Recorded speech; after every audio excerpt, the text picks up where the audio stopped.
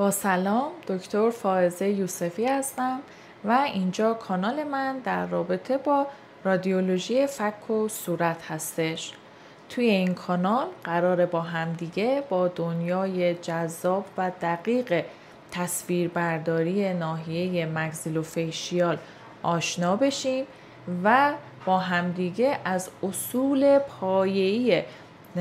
تصویربرداری رادیولوژیک تا بررسی و تحلیل مفاهیم و تصاویر و حتی بررسی کیس های واقعی با همدیگه پیش بریم و انجام بدیم.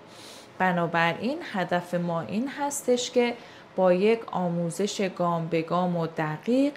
تصویربرداری ها رو با همدیگه بررسی بکنیم، از اصول تصویربرداری گرفته تا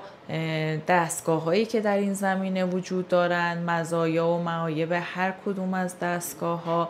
و بعد نحوه تصویربرداری رو با هم دیگه مرور بکنیم، برسیم به تفسیر و تحلیل تصاویر و بررسی کیس های و لیژن هایی که ممکنه در این ناحیه وجود داشته باشه و نیاز به تفسیر داشته باشن.